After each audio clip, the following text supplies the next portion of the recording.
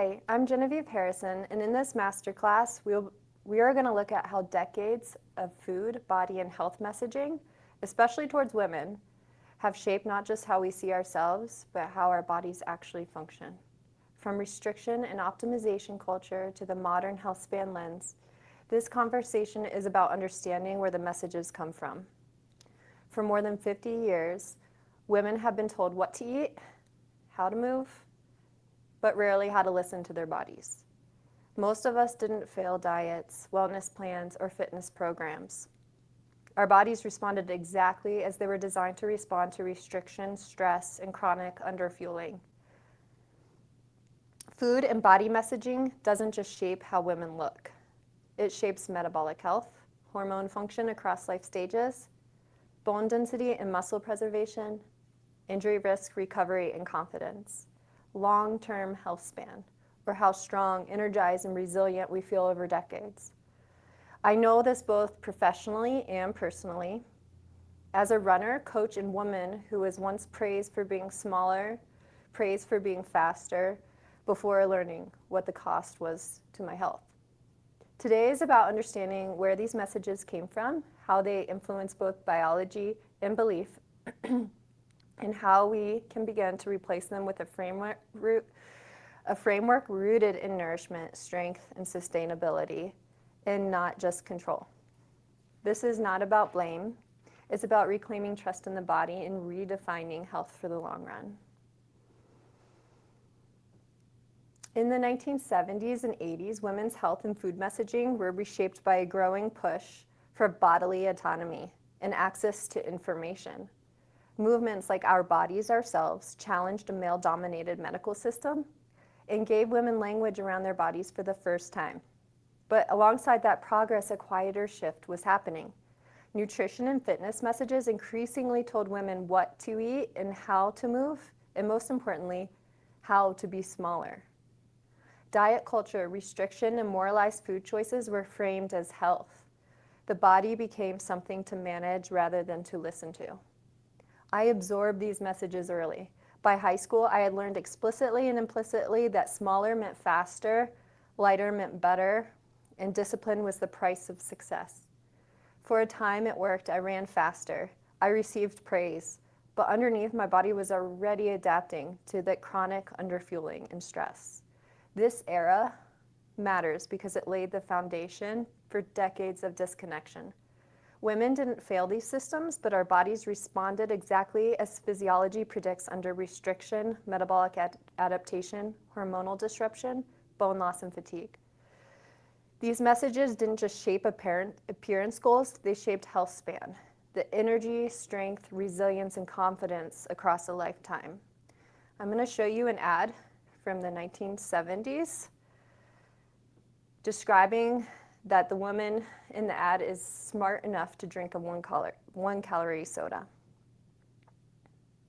Woman, she's someone special.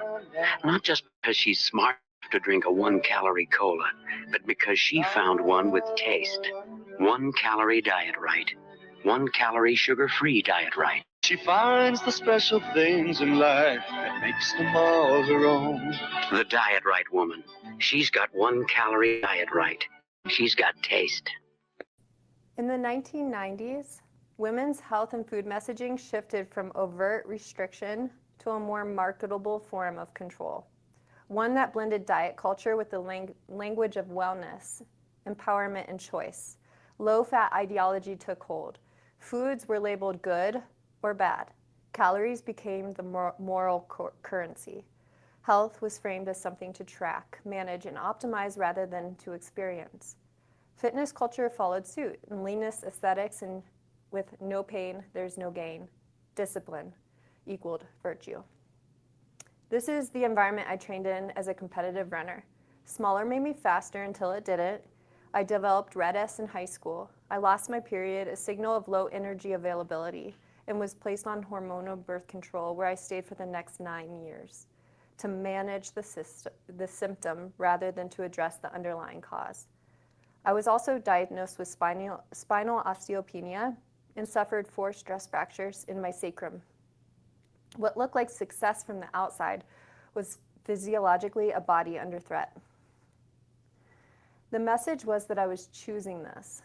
The reality was that my body was being overridden. For Healthspan, this era mattered deeply. Decades of low-fat, high-stress, underfueled living, often masked by hormonal suppression, contributed to hormonal dysregulation, impaired bone health, loss of lean mass, and a growing disconnect from internal cues, like hunger, recovery, and energy.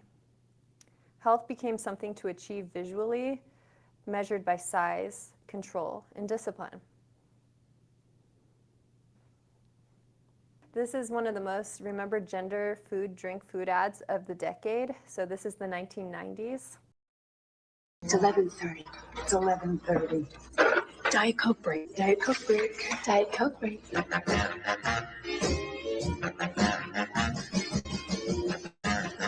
I don't want you to be no slave. I don't want you to work all day. But I want you to be true. And I just want to make love to you. Love to you. Ooh. Yeah, that was great. See you tomorrow. 11:30. Love to you. Again, these ads were reinforcing the idea that being slimmer was better, being more fit was better. And then finally, for the 1990s, this ad wasn't a food ad about fueling for recovery or nourishment. It was about pushing your limits, that no pain, no gain idea.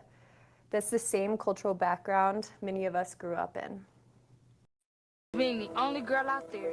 It's finally making a play that you've never made before. It's being scared and playing like you're not. Turning as fast as you can.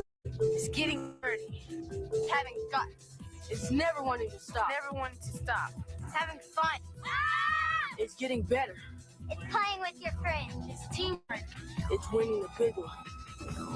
Gatorade. Is it in you? Again, pushing your limits, no pain, no gain, those ideas of the 90s. Okay, so it's important to say this clearly. My injuries were not random. Those stress fractures were not random.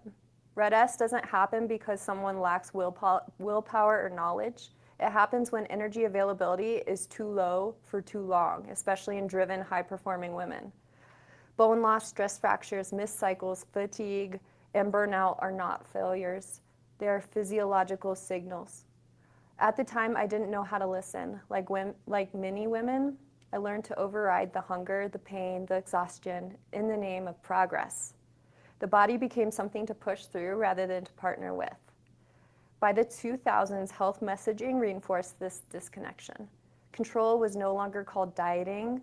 It was called being clean, pure, optimized. Foods were moralized. Movement was something to earn, and underfueling was disguised as discipline, and burnout was praised as commitment. This is where many women's lives experiences diverge from the cultural narrative. The system rewards short-term outcomes, speed, leanness, discipline, while the long-term cost appears years later in metabolism, bone density, injury, risk, and confidence. Healthspan is the delayed bill for short-term control. My relationship with my body didn't heal overnight. It changed slowly through trail running, ultra distances, eventually farming, and having a family. Ultras demanded something different. You can't override hunger for 100 miles. You can't fake recovery. You have to fuel, rest, and respond to terrain, both external and internal. The mountains didn't reward control. They rewarded awareness. By the 2010s, health messaging shifted again, this time towards constant optimization. Wearables, tracking, biohacks, and performance metrics promise control through data. The body became something to monitor, fix, and fine-tune, often at the expense of your intuition. Even recovery became something to optimize rather than to experience. Farming reinforced the opposite lesson for me. You don't rush seasons. You don't force growth. You nourish the soil if you want anything to last. This is where the Healthspan lens finally became real for me. Not as theory, but as a lived experience. Strength over shrinkage, fuel over fear, recovery as a performance tool. Listening not as a weakness, but as intelligence. So over 5 decades, the language changed, but the pressure stayed the same. We went from dieting to low-fat culture, to the wellness culture, to optimization. Different words, but the same outcome, distrust of the body. This is the moment to say out loud, your body was not broken. Metabolic adaptation, hormonal shifts, fatigue, bone loss, and burnout were predictable physiological responses to restriction, stress, and underfueling, not personal shortcomings. Healthspan is the long-term cost of short-term control. This isn't about blaming individuals, movements, or providers. It's about recognizing that many systems were built without women's long-term physiology in mind, and then passed down as health. But what changes now is the question we ask, not how do I make my body smaller, cleaner, or more disciplined? It's how do I support my body so it can be strong, be resilient, and energized for decades to come?